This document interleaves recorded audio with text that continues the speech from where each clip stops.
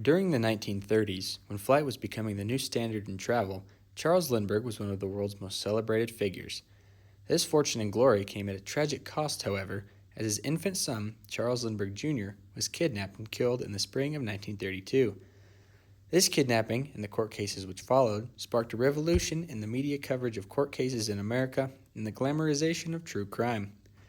After the trial, reforms were put in place that banned cameras from courtrooms for a long period of time, and in addition to this, celebrities began to sit down on cases to increase their popularity. Courtroom dramas have become a huge source of entertainment in America, as many TV shows and movies focus largely on this topic even to this day. In 1927, Charles Lindbergh made history by becoming the first person to fly nonstop from New York to Paris. The 33-hour flight made him a legend not just in America, but around the world. Newspapers flooded their front pages with his image, radio stations broadcast his every move, and millions tuned in.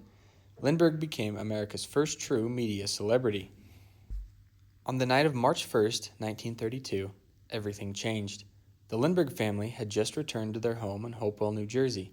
Around 10 p.m., Betty Gow, the baby's nurse, discovered that 20-month-old Charles Lindbergh Jr. was missing from his crib. A ransom note demanding $50,000 was found on the windowsill. By morning, the story exploded. Hundreds of reporters descended on the Lindbergh estate, trampling the grounds and possibly contaminating evidence. Newspapers competed viciously for scoops, publishing details that may have compromised the investigation.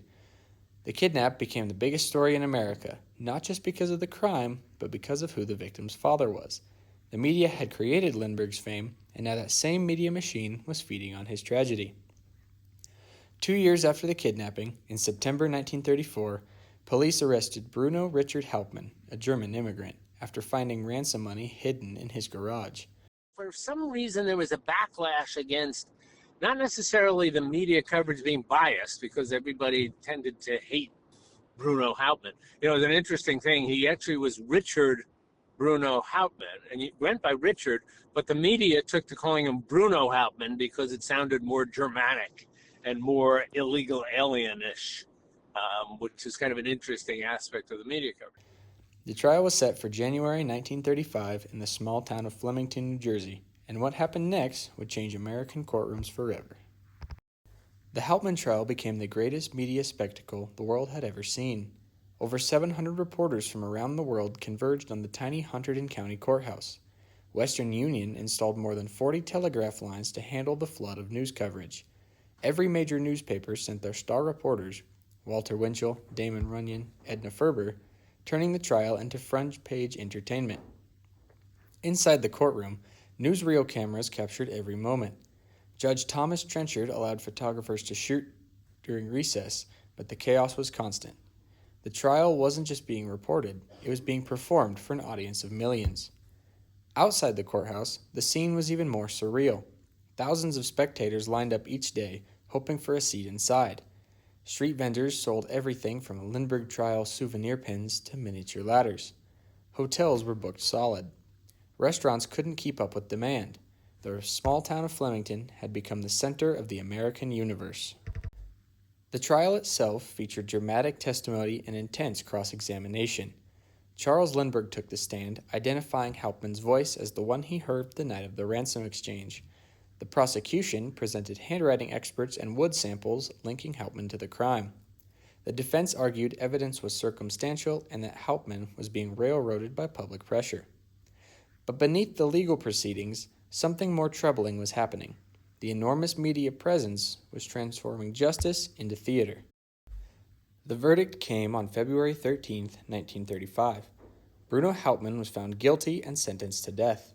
He would be executed in the electric chair on April 3, 1936, maintaining his innocence to the end.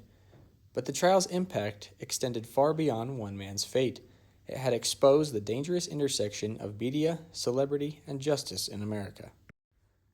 The media circus in Flemington didn't just report on the trial, it fundamentally affected how justice was administered. Witnesses testified under the glare of flashbulbs in the weight of public scrutiny. Jurors couldn't escape the constant headlines screaming Hauptmann's guilt before they'd even deliberated. The defense argued that a fair trial was impossible. How could 12 jurors remain impartial when every newspaper in America had already convicted Hauptmann? How could witnesses give honest testimony when they knew millions were watching? The prosecution, meanwhile, seemed to play to the cameras, delivering dramatic speeches designed for next day's headlines. The Hauptmann trial exposed a fundamental tension in American democracy: the public's right to know versus the defendant's right to a fair trial. In the past, trials had been relatively quiet affairs covered by local newspapers, but largely shielded from the intense glare of national attention. The legal community watched with growing alarm. If this was the future of American justice, trials conducted in a media fishbowl with justice taking a backseat to spectacle, something had to change. The backlash was swift. The legal community watched the Hauptmann trial with alarm and recognized that something had to change. In 1937, just 2 years after the verdict, the American Bar Association moved to ban cameras and recording devices from courtrooms across the country. State after state followed suit. By the 1940s, nearly every jurisdiction in America had banned cameras from courtrooms. For decades, the only way to see what happened inside a trial would be through the sketches of courtroom artists, a deliberate step backward from the technology that had turned Flemington into a circus. The legal profession has drawn a clear line.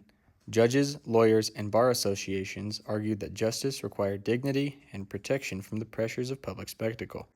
One of the major consequences was the American Bar Association recommended that there not be any photography in trials.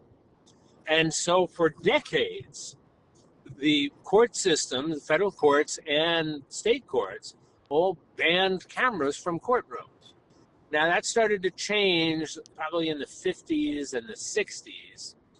And now most states have rules. There are a handful of states that still don't allow cameras in the courtroom. You know, you can look this up and you can get the number of states and which ones. Most states do. They almost all have a caveat that it's up to the trial judge to decide whether the trial judge is going to allow cameras in the courtroom. Newspapers and legal journals debated the balance between the public's right to know and a defendant's right to a fair trial. The reforms weren't just about cameras. They represented a fundamental shift in how the legal system would interact with the media. Courts began limiting what lawyers could say to the press. Judges issued gag orders more frequently. The message was clear. The courtroom was a place for justice, not entertainment. The impact of the Hauptmann trial echoes through American culture to this day.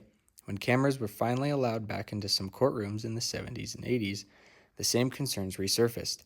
The O.J. Simpson trial in 1995 and the Menendez brothers trials in 1993 and 1996 became more media circuses, with many critics pointing back to Flemington as a warning that had gone unheeded. Today, true crime documentaries dominate streaming platforms. Courtroom dramas fill primetime television. Podcasts dissect every detail of high-profile cases. The Hauptmann trial established the template. The intersection of crime, celebrity, and media creates an irresistible spectacle. The U.S. Supreme Court still bans cameras from its proceedings, a direct legacy of the concerns raised in 1935. The question remains unresolved. Can justice and publicity coexist? The Lindbergh baby trial didn't just change the courtroom rules. It changed how America thinks about crime, punishment, and the public's role in the justice system. From a small courthouse in New Jersey to the screens in our pockets, the media's relationship with the justice system, for better or worse, was forever transformed by the trial of Bruno Hauptmann.